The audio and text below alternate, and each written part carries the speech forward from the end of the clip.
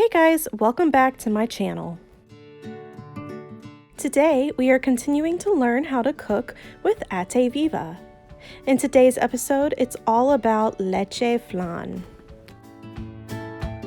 Before we get started, if you like the content on this channel or this video in particular, go ahead and hit that subscribe button at the bottom right hand corner of your screen. In addition, go ahead and throw a thumbs up my way. That way I can continue to make videos that you guys enjoy. To get started, you'll want to go ahead and put a steamer pot on your stove. The bottom layer is water, the second layer is a steamer, and the third layer is a steamer with a cover on top. You want to go ahead and bring that water to a boil so that it's already steaming and ready for the flan to go in when it's prepared. The next thing to prepare is sugar, and so instead of using syrup like most leche flan recipes call for, we are using cane sugar. And so we're going to put the cane sugar in the bottom of our flan pan, and we're going to bring it to low to medium heat on the stove and allow the sugar to start to melt. And as it melts, we're going to stir it and make sure that it doesn't burn. This is something that you're going to have to watch closely, and this is the most nerve-wracking part of making flan. As that sugar starts to liquefy, you will begin to stir it and melt them together. An important side note here is that the utensils you want to use when you're stirring your sugar should either be wooden or silicone. This way it's easier for cleanup. Once mostly all of the sugar has melted, you'll want to make sure that the sugar coats the bottom of the pan evenly before taking it off of the heat.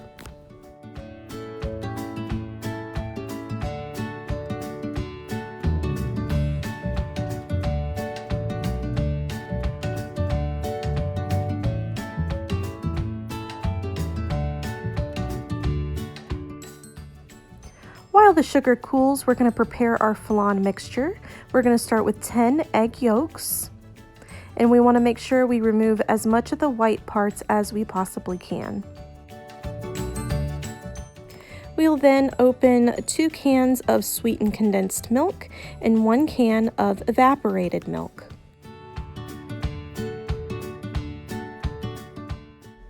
Combine that with the egg yolks and begin to stir with a whisk.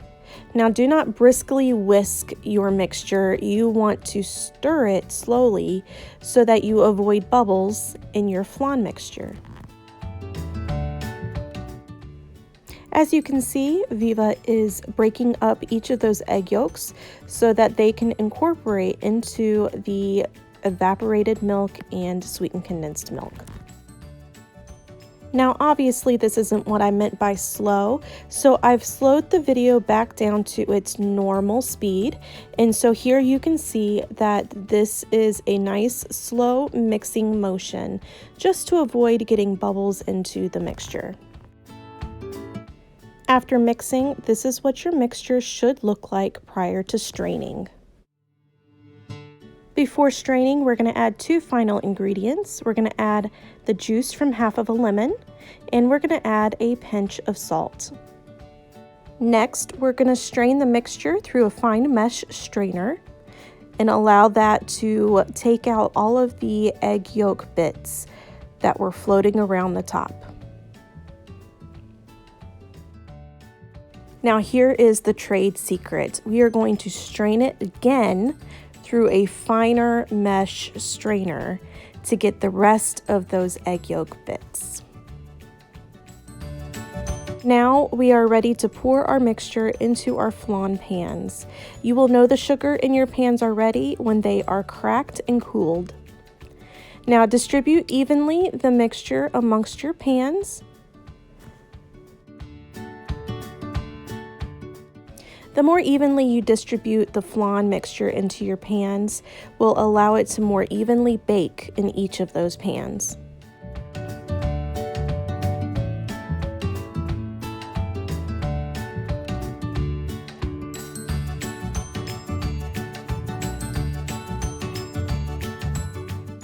They are now ready to be covered with foil, so take a square of foil and cut it to fit and evenly shape it around each of the pans.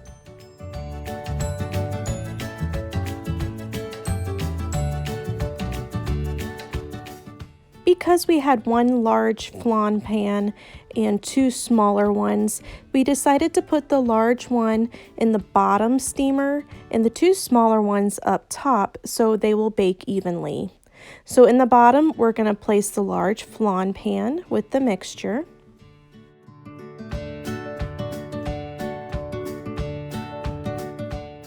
And in the top, we're going to add the two smaller ones.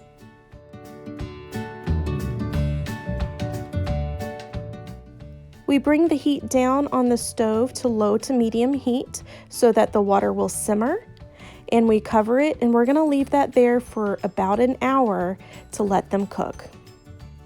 Now that an hour is up, we're going to remove the pans from the stove, drain all of the water, and pull out each pan.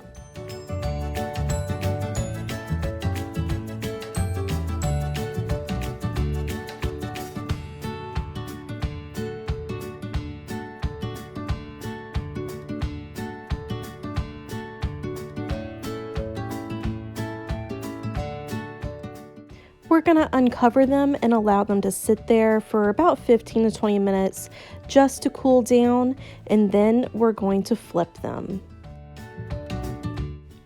Prior to flipping them, you want to make sure you run a knife along the edge.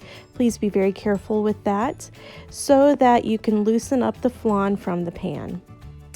Flip them over onto a plate, or in this case, a tray top, and pull the top away to reveal this gorgeous caramel covered flan.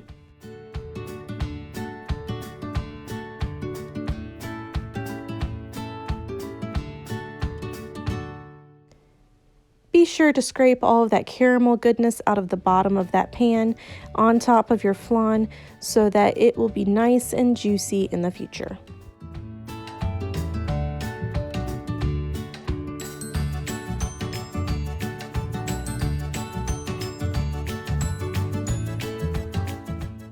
Well, there you have it, a beautiful piece of flan that is both creamy and rich. You can eat this cold or warm, or in my personally favorite way to eat flan, on top of halo halo. Want to see more? Subscribe here to my YouTube channel and turn on the notifications so you are notified every time I drop a video. You can also follow me on Facebook, Instagram, and Twitter for all the latest updates and paintings. Thanks again so much for watching, and I'll see you guys next time.